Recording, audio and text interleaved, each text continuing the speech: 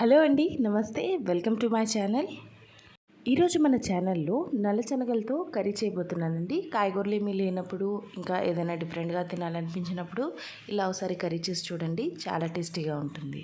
నేను ఇక్కడ 1 కప్పు వరకు శనగలు ఓవర్ నైట్ నానబెట్టి ఉంచానండి. ఈ కర్రీ కుక్కర్లో చేస్తున్నానండి. మీరు నార్మల్ ప్యాన్లో కూడా చేయొచ్చు. కుక్కర్లో చేస్తే కొంచెం త్వరగా అయిపోతుంది. ఇప్పుడు కుక్కర్లో 1 టేబుల్ స్పూన్ వరకు ఆయిల్ని యాడ్ చేసుకోవాలి. నేను ఇక్కడ రిఫైన్ ఆయిల్ యూస్ చేస్తున్నాను. మీరు ఏ ఆయిల్ అయినా యూస్ చేయొచ్చు. ఆయిల్ వేడైన తర్వాత ఒక నల్ల యాలుక, ఒక 2 బిర్యానీ ఆకులు, ఒక దాల్చిన చెక్క, 1 టీ స్పూన్ వరకు జీలకర్ర వేసి మంచి అరోమా వచ్చినంత వరకు మీడియం ఫ్లేమ్లో వేయించుకోవాలి. ఇవన్నీ బాగా వేగిన తర్వాత 5 పచ్చిమిరపకాయలు సన్నగా తరిగి యాడ్ చేసుకోవాలి. వీటిని కూడా లో ఫ్లేమ్లో పెట్టుకొని 1 నిమిషం పాటు వేయించుకోవాలి. ఆ తర్వాత ఒక పెద్ద సైజు ఉల్లిపాయని ఇలా సన్నగా తరిగి యాడ్ చేసుకొని లో ఫ్లేమ్లో పెట్టుకొని ఉల్లిపాయలన్నీ సాఫ్ట్ అయినంత వరకు కుక్ చేసుకోవాలి. మీకు అవసరమైతే మూత పెట్టి కుక్ చేసుకోండి. మూత పెట్టి కుక్ చేసుకుంటే త్వరగా కుక్ అయిపోతాయి.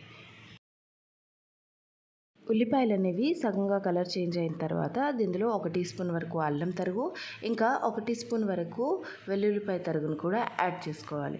మీ దగ్గర అల్లం వెల్లుల్లి పేస్ట్ ఉంటే అది కూడా యాడ్ చేసుకోవచ్చు. ఇప్పుడు పచ్చివాసన పోయినంత వరకు మీడియం ఫ్లేమ్లోనే పెట్టుకొని కుక్ చేసుకోవాలి. 6 నుంచి 7 నిమిషాలకి ఉల్లిపాయలు అనేవి పచ్చివాసన పోయి మంచి కలర్లోకి టర్న్ అయ్యాయండి. ఇప్పుడు ఈ స్టేజ్లో ఒక 2 పండు టమాటాలని ముక్కలుగా తరిగి దీనిలో యాడ్ చేసుకోవాలి. టమాటాలు వేసిన తర్వాత వెంటనే దీనిలో రుచికి తగినంత ఉప్పు, ఒక పావు చెంచా పసుపు, 2 టేబుల్ స్పూన్ల వరకు కారం మీరు మీ టేస్ట్కి తగినట్టు వేసుకోవచ్చండి. నేను ఇక్కడ కొంచెం స్పైసీగా చేస్తున్నాను కాబట్టి ఎక్కువ వేస్తున్నాను. అలాగే 1 టీ స్పూన్ వరకు ధనియాల పొడి, కొంచెం మంచి కలర్ రావడానికి Kashmiri red chilli powder 1 teaspoon add చేసుకుంటున్నాను. అలాగే మీ దగ్గర కానీ మిరియాల పొడి ఉంటే అది కూడా 1 టీ స్పూన్ యాడ్ చేసుకోండి. దానివల్ల కూడా టేస్ట్ చాలా బాగుంటుంది.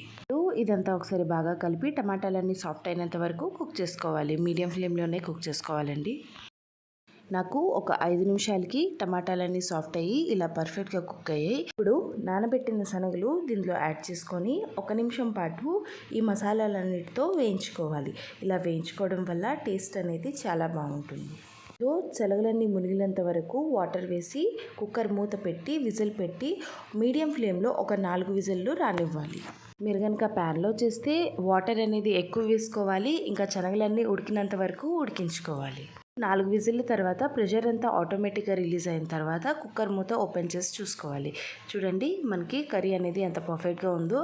కానీ కొంచెం కర్రీ అనేది రన్నింగ్ కన్సిస్టెన్సీలో ఉంది కదా. ఇప్పుడు మళ్ళీ గ్యాస్ ఆన్ చేసి ఈ కర్రీ అనేది కొంచెం చిక్కపడినంత వరకు ఉడికించుకోవాలి.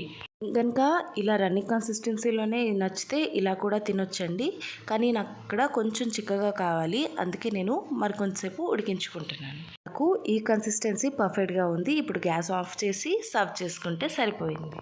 చపాతీలోకైనా, పూరీలోకైనా, నాన్లోకైనా, రోటీలోకైనా, దేనిలోకైనా తినొచ్చండి. సూపర్గా ఉంటుంది. అసలు ఇది కర్రీలా కాకుండా చాట్లా కూడా, ఈవినింగ్ స్నాక్లా కూడా తినొచ్చు. కొంచెం తరిగిన ఉల్లిపాయలు, చాట్ మసాలా, ఇంకా కొంచెం నిమ్మరసం యాడ్ చేసుకొని తిన్నా సూపర్గా ఉంటుంది. ఈ రెసిపీ ఒకసారి తప్పకుండా ట్రై చేసి చూడండి. మీకు ఎలా కుదిరిందో నాకు కమెంట్ చేసి చెప్పండి.